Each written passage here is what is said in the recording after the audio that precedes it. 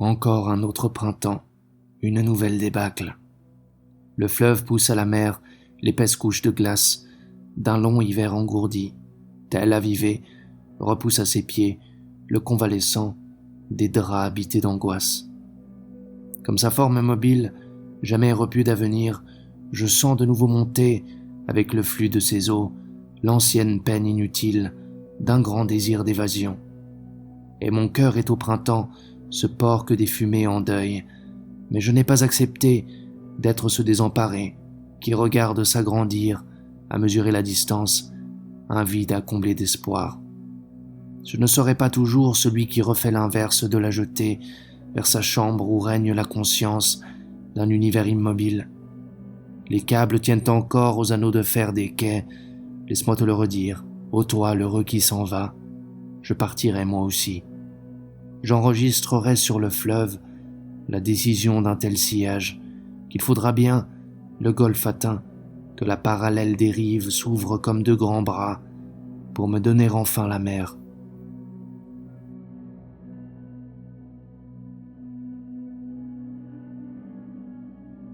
L'aube encadre un paysage au châssis de la fenêtre. La lumière absorbe l'ombre, elle dissolidifie le volume de la chambre. Je suis au petit début imprécis d'une journée que la pendule tapote doucement, comme une glaise, pour lui faire un avenir. Le grand silence m'enclôt comme en une serre chaude où ma peine doit mûrir. Il ne se peut pas que j'aie attendu l'aurore en vain. Il faut qu'il y ait pour moi le commencement aussi de quelque chose.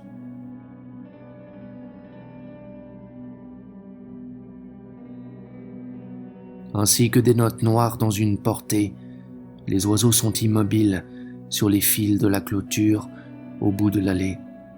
Ma voix les a fait fuir, qu'importe l'essor, leur chanson était trop gaie pour toute la peine dont se gonflait mon poème.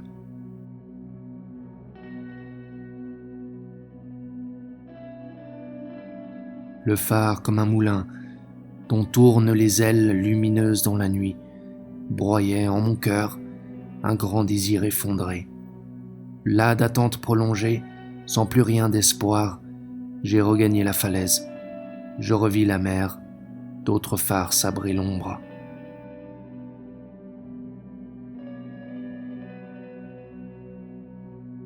Le soir pense dans son ombre comme des yeux clos, des pensées tristes lui naissent comme des hiboux.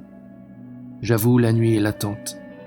Premier quartier de la lune, son disque d'argent que vient de planter au ciel, soudain réveillé, le beau disco-ball antique.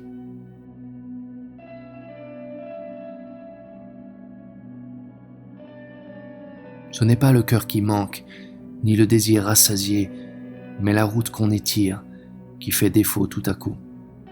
Elle tient à nous depuis les premiers pas du départ, notre marche la déroule, derrière nous sans relâche. Mais quand finit l'amplitude, elle se raidit soudain, comme un fil de cerf-volant, et qui rappelle à la terre l'incontrôlable ascension, l'immense besoin d'azur. Ce n'est pas le cœur qui manque, ni le désir rassasié, mais c'est la route par quoi mon âme tient au passé.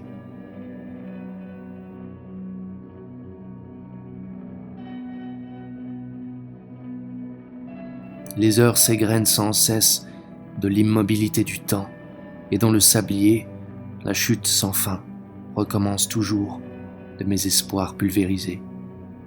Alourdi des douleurs humaines, l'heure s'écroule avec le sable et s'entasse dans un passé qu'il faudra de nouveau revivre. L'avenir n'est rien qu'un retour perpétuel sur soi-même, la vie qu'on reprend à l'inverse, un passé toujours ressassé comme un sablier qu'on retourne. Au fond de tous les cœurs s'entasse, alourdi des douleurs humaines, un passé qu'il faudra revivre.